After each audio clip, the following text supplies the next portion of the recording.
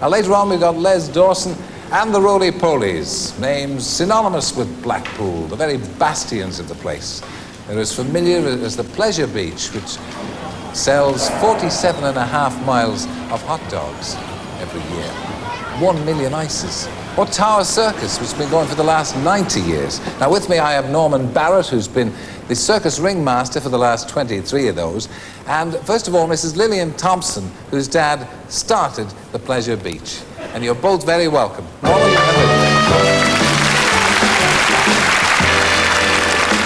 Lillian, I don't believe that you still test the rides.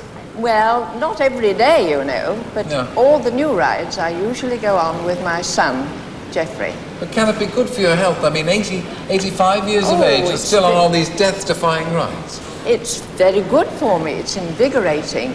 It doesn't give you heart attacks or anything like that, or No, indigestion? no, it's always very sound, because before I went on the Revolution, I made the decision to go and see the doctor. And I had a complete test of everything. And he said, "You're in very good health, you can ride whatever you wish. There's only one thing you mustn't do. You mustn't ask me to go with you." No. What's your favourite ride, incidentally?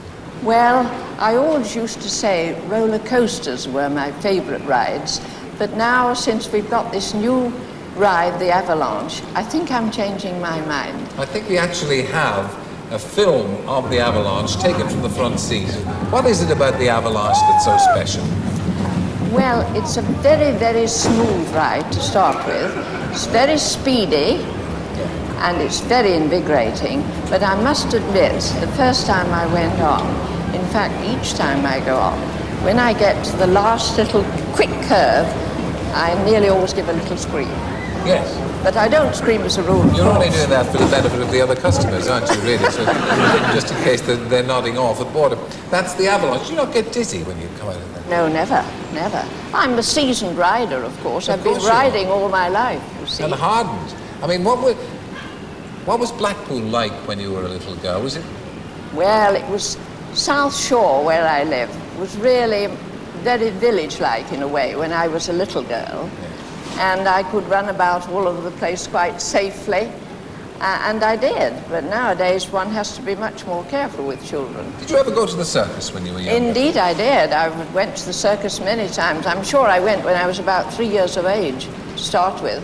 And I remember the old clowns. In those days they were called August and September.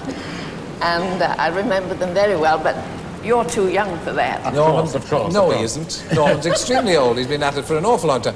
Were you a performer yourself in the circus, Norman? That's right, yes. I used to do a juggling act, and then I did this horse riding act, Ben-Hur act, with Bertram Mills Circus. What was that? Well, I used to, dressed as Ben-Hur, and I used to have to stand on 2 horses, 1 foot on either horse, and I used to gallop around the ring, and every time I came to the entrance, they used to let a loose horse in. Now, the secret of the act was to make sure that the 2 horses you were standing on didn't get too wide apart before the loose horse came in.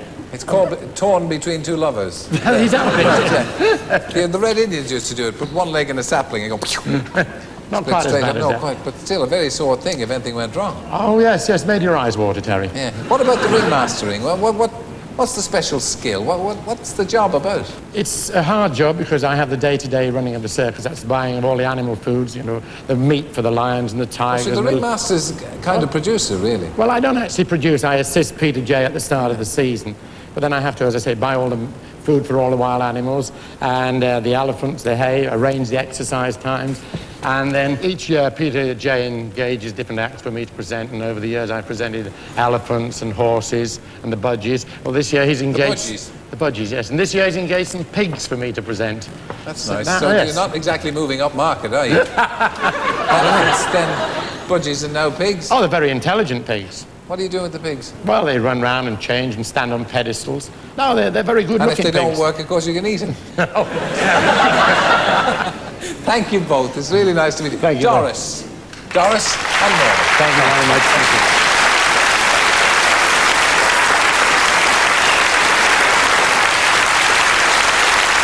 Well, you know, Blackpool is falsely pictured